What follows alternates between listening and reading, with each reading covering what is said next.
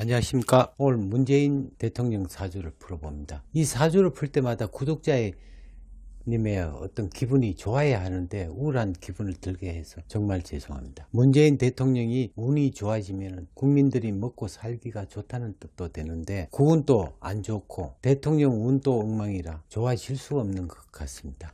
우리나라 경제가 걱정됩니다. 국군이 아주 안 좋은 나라를 진행하고 있고 또 이것을 미리 안다면 전략정신 그리고 내실을 기할 수 있는 준비태세를 갖추면 피해는 최소화할 것입니다. 그런데 준비를 하지 못한 것도 하나의 정치의 실수입니다. 역대 우리나라와 일본을 비교할 때 공업을 발달시키고 대우를 해준 일본은 강대국이 되었고 기술자를 쟁의로 취급한 조선은 가난한 나라로 전락되었습니다. 현재도 공업국은 부강한 나라가 되고 공업이 발달되지 않는 나라는 아직도 후진국을 벗어나지 못하고 있는 것입니다. 제조업을 무시한다는 현재 우리나라 실정은 장래가 불투명합니다. 아무리 4차 산업이 발달된다고 하더라도 2차 산업이 없는 상태라면 모래성사에 불과합니다.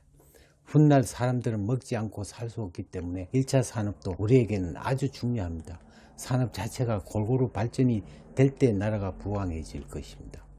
무조건 기업을 살리고 공무원을 모집할 것이 아니라 기업체의 직원을 많이 뽑을 수 있게끔 정부에서는 길을 만들어 주는 게 최선의 방법인 것입니다. 과연 군부 시절 억압 받았다고 하는데 누가 억압을 받았는지 어느 소수의 사람만 해당될 것입니다.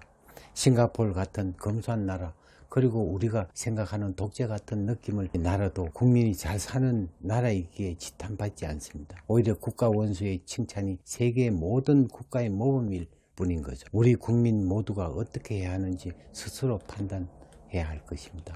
왜냐하면 국민의 국가의 주인이니까요. 훗날 누구를 잘못 뽑았다고 후회는 해서는 절대 안 될 것입니다. 후회도 우리의 몫이니까 그렇습니다.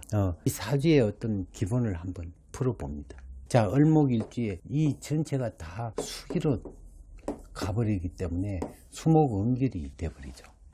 물론 이 사주는 이때는 굉장히 좋은 운을 갖고 있다 하지만 64 상당히 이 금이라는 자체는 수에 한해 중금속이 오염된 물을 갖고 있으니까 머리가 계속 아플 것입니다. 그거를 해소시켜 주는 게 병술에 화운이 온다면은 이 중금속을 없애주는 부분도 되겠지만 지금 현재 계속 신축이라는 자체가 또 금에 왔기 때문에 계속적으로 공급해 주는 게 머리만 아플 뿐이지 뭔가 어떤 부분에서 해결책이 없다는 그런 부분도 있고 계속 올해까지는 계속 이제 힘드는 어떤 부분이 곧 대통령이 힘든 것보다 그 대통령 밑에 있는 국민들이 이제 힘들어지는 어떤 현상이 계속 이끌어 나갈 것입니다. 앞으로 부디 이제 온 국민들이 화합을 해가지고 긴축 재정을 가지고 언제 배고프더라도 참고 견뎌야만이 원 상태에 회복할 수 있는 계기가 되니까 앞으로